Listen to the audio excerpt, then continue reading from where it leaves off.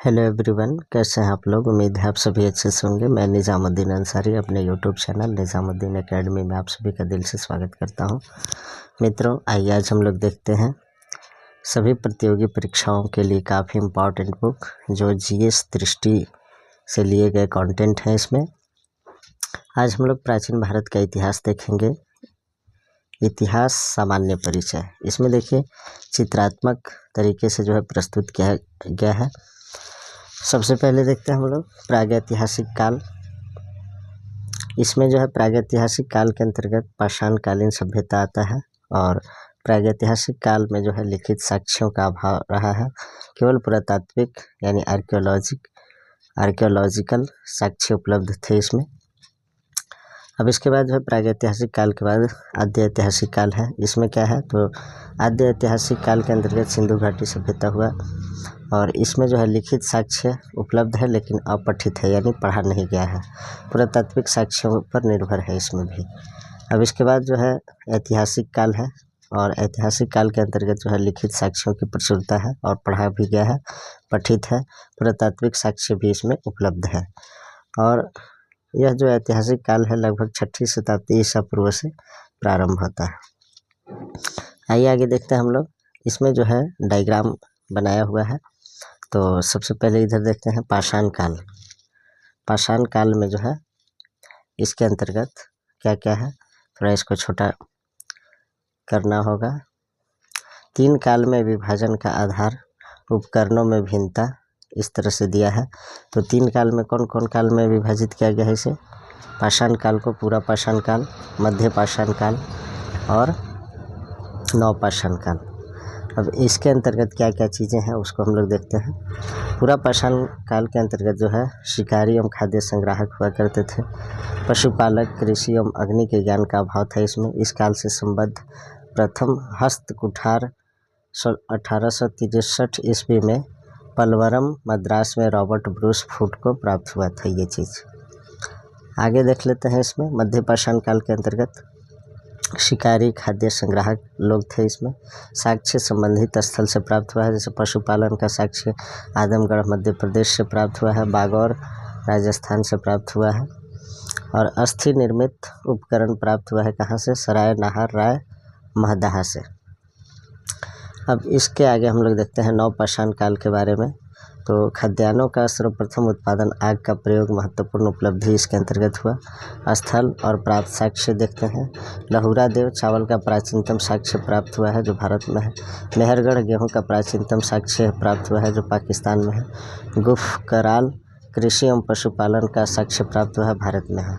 और यहाँ बुर्ज होम प्राप्त साक्ष्य जो है मानव का कंकाल, कुत्ते का कंकाल, गर्तवास, संगन कल्लू, पिकली हल, उतनूर, राख के टीले प्राप्त हुए हैं यहाँ से। अब इसे भी देख लिया जाए। ये जो पूरा पाषाण काल है इसको 3 भागों में बांटा गया है। पूरा पाषाण काल और मध्य पूरा पाषाण काल, उच्च पूरा पाषाण काल या उत्तर पूरा पाषाण काल इसे भी कहते हैं।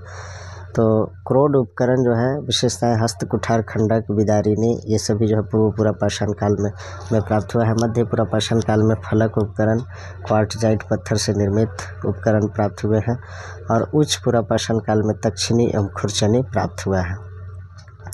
आगे देखते हैं हम लोग। परीक्षा की दृष्टि से जो है इसमें दिए गए महत्वपूर्ण बिंदु हैं उनको देख लीजिए।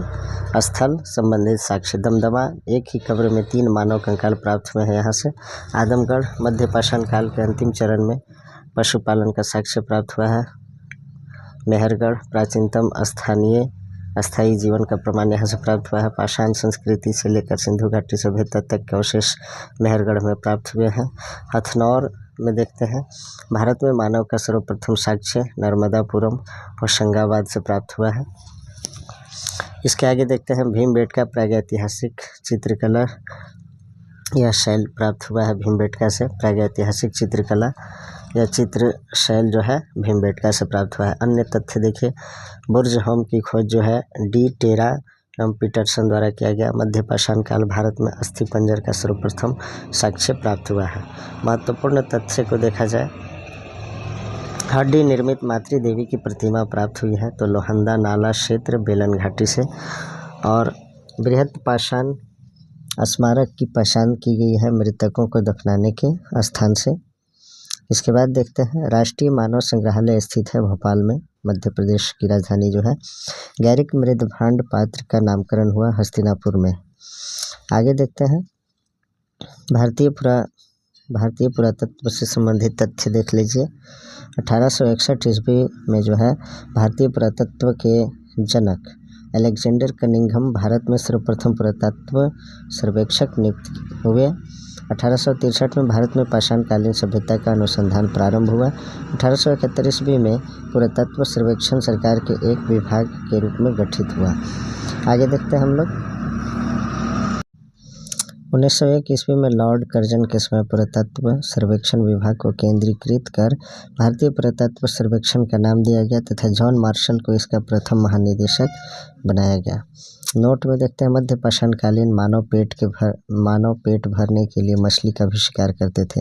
मध्य पाषाणकालीन में मनुष्य जो है पेट भरने के लिए मछली का भी शिकार करते थे। मध्य पाषाण काल के विशिष्ट औजार सूक्ष्म पाषाण औजार थे। आगे देखते हैं इतिहास। यहाँ से जो है इतिहास को किस तरह से विभाजित किया गया है वो देखते हैं। प्रागैतिहासिक काल, आद्य ऐतिहासिक काल, ऐतिहासिक काल। उपरोक्त काल विभाजन लिखित साक्ष्यों की उपलब्धता का अनुलब्धता पर आधारित है। यह जो विभाजन है तो इसमें जो है लिखित साक्ष्य उपलब्ध है अथवा नहीं उपलब्ध है, इसके आधार पे जो है 3 भागों में बांटा गया है। पहला है आपका प्रागैतिहासिक काल, दूसरा आद्य ऐतिहासिक काल और तीसरा जो है ऐतिहासिक काल। इससे संबंधित अन्य महत्वपूर्ण तथ्य को देख लीजिए। मध्य पुरापाषाण काल को फलक संस्कृति भी कहा जाता है, इसे याद रखिएगा। मध्य पुरापाषाण काल को फलक संस्कृति भी कहा जाता है। फलकों की अधिकता के कारण ऐसा कहा गया है।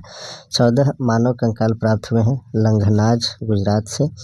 आगे देखते हैं भारत में मध्य पाषाण काल के विषय में सर्वप्रथम जानकारी प्राप्त हुई 1867 से 68 ईस्वी में। भारतीय उपमहाद्वीप में प्राचीनतम कृषि साक्ष्य वाले स्थल लहुरा देव से प्राप्त चावल का समय निर्धारित किया गया है 9000 ईसा पूर्व से 7000 ईसा पूर्व के मध्य।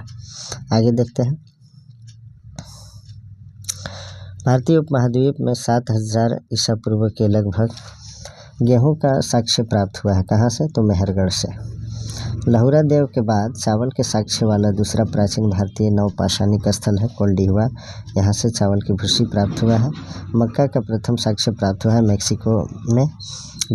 गुफकराल का अर्थ होता है कुलाल अर्थात कुम्हार की गुहा। आगे देखते हैं भारतीय उपमहाद्वीप के बारे में। लहुरा देव भारत में है और मेहरगढ़ पाकिस्तान में। और भारत में कृषि चावल का जो है प्राचीनतम साक्ष्य 9000 ईसा पूर्व से प्राप्त हुआ है और मेहरगढ़ पाकिस्तान में गेहूं का प्राचीनतम साक्ष्य जो प्राप्त हुआ है 7000 ईसा पूर्व में प्राप्त हुआ है। और यह जो है ये भारत में लहुरा देव जो कृषि चावल का प्राचीनतम साक्ष्य प्राप्त हुआ है 9000 ईसा पूर्व से 7000 ईसा पूर्व के मध्य में प्राप्त हुआ है। और ये गेहूं का साक्ष्य जो है पाकिस्तान के मेहरगढ़ में 7000 ईसा पूर्व में प्राप्त हुआ है।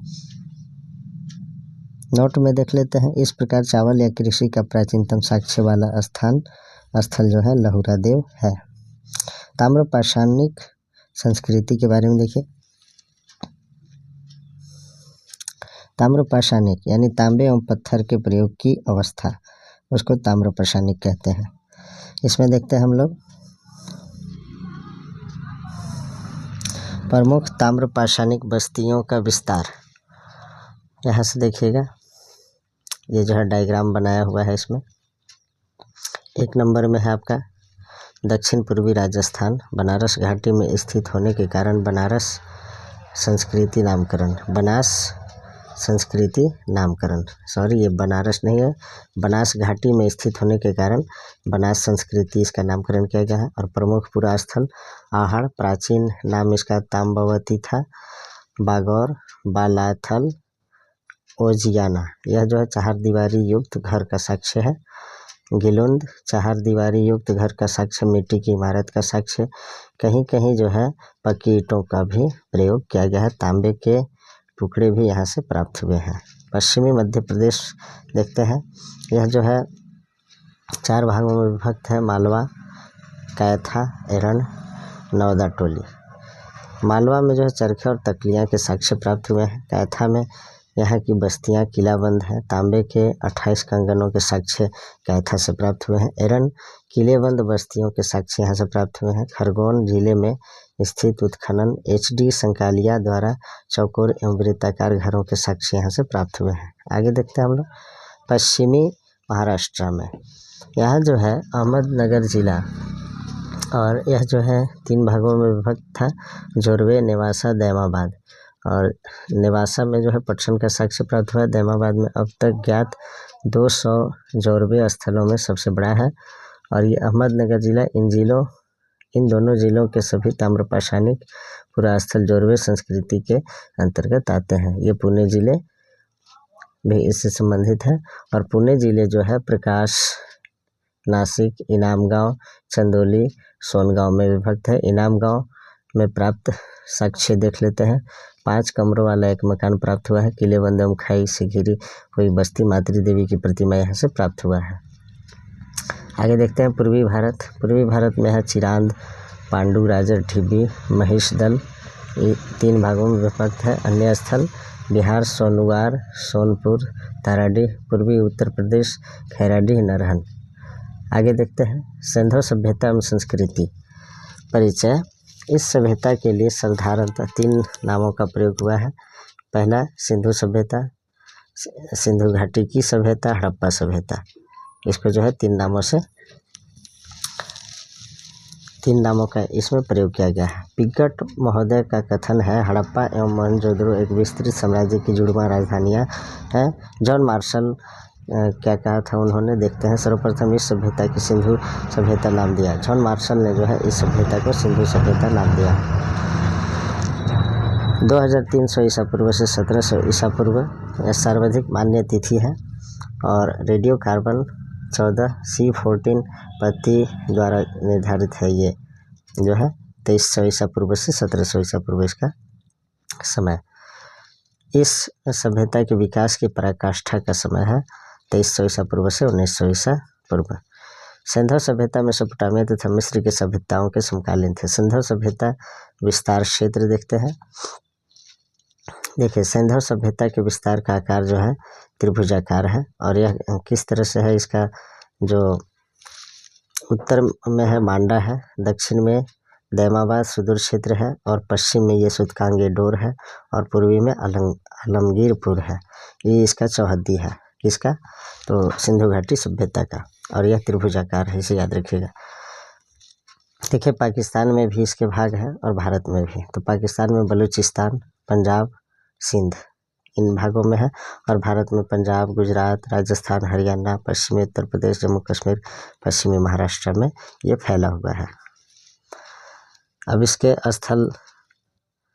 स्थल देखिए और उत्खननकर्ता। हड़प्पा स्थल के जो है उत्खननकर्ता या सर्वेक्षक या खोजकर्ता जयराम साहनी थे। मोहनजोदड़ो के राखलदास बनर्जी, चन्हुदड़ो के NG मजुमदार, लोथल के SR राव, कालीबंगा के अमलानंद घोष, बनावली के RS बिष्ट, धौलावीरा के JP जोशी। इसके बाद देखते हैं रोपड़ के BB लाल, सुतकांगे डोर का RL स्टाइन। इसके बाद देखते हैं हम लोग हड़प्पा सभ्यता से ही संबंधित ये चीज़ें हैं। प्राप्त साक्ष्य क्या क्या प्राप्त हुआ है। शंख का बना बैल प्राप्त हुआ है हड़प्पा से। उर्वरता की देवी का चित्र, ईंटों के वृत्ताकार चबूतरे, समाधि, R37 कब्रिस्तान, गेहूं तथा जौ के दोनों के अवशेष प्राप्त हुए हैं। पीतल का बना इक्का बर्तन पर बने मछुआरे का चित्र, 2 टीलों के साक्ष्य प्राप्त हुए हैं। पूर्वी टीला नगर टीला था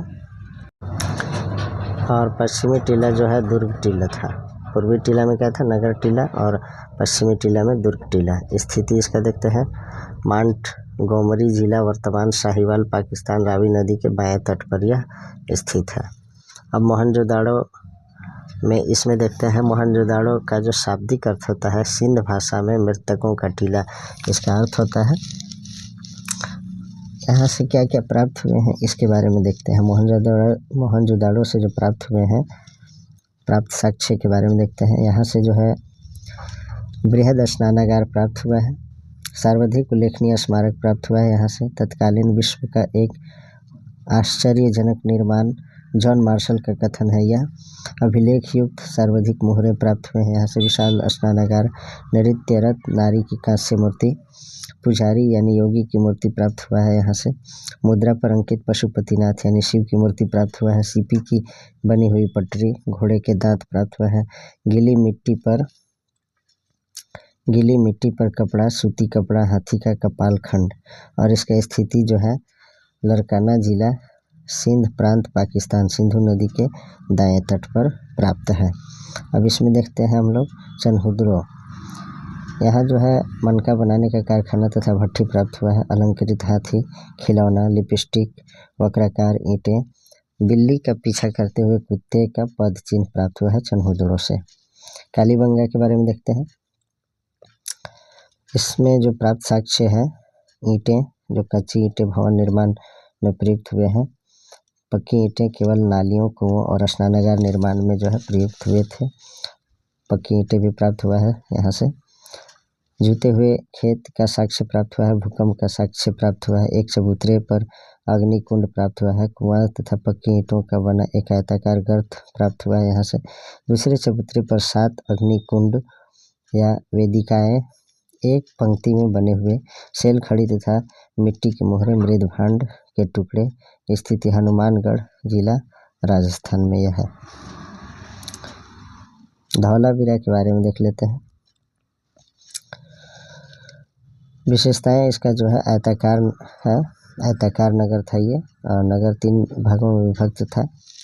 किला, मध्य नगर, निचला नगर। यहाँ से जो साक्ष्य प्राप्त हुए थे उनके बारे में देखिए तो विशाल जलाशय, उन्नत जल का प्रबंधन, हड़प्पा लिपि के बड़े आकार के 10 चिन्हों वाला एक शिलालेख। स्थिति कच्छकारण, गुजरात में यह स्थित है। इसमें देख लेते हैं लोथल के बारे में देख लेते हैं विशेषताएं इसका। पश्चिमी एशिया से व्यापार के लिए एक प्रमुख बंदरगाह था ये, और सर्व प्रमुख विशेषता इसका जहाज़ों की गोदी, डॉकयार्ड इसे बोला जाता था। प्राप्त साक्ष्य, फारस की मुद्रा, सील, पक्के रंग में रंगे हुए पात्र यानी बर्तन, धान, चावल और बाजरा, फारस की मुहर, घोड़े की लघु मृण मूर्ति, 3 युगल समाधियाँ यहाँ से प्राप्त हुए हैं। और इसकी स्थिति जो है अहमदाबाद जिला, गुजरात, भगवा नदी के तट पर यह स्थित है। आगे देख लेते हैं हम लोग सुरकोटदा के बारे में। इसकी विशेषता देखिए। नगर 2 दुर्गीकृत भागों में विभक्त हुआ है। गढ़ी क्षेत्र और आवास क्षेत्र। यहाँ से प्राप्त साक्ष्य देखते हैं। कब्रिस्तान से कलश समाधान प्राप्त हुआ है। घोड़े की हड्डियाँ प्राप्त हुई है। स्थिति इसका है कच्छ जिला, गुजरात। इसमें रोपड़ के बारे में देखते हैं। आधुनिक नाम इसका रूपनगर है।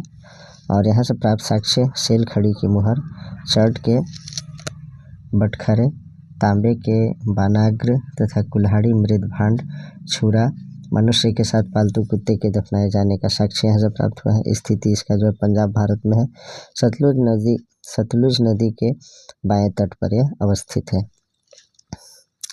दैमाबाद देखते हैं हम लोग।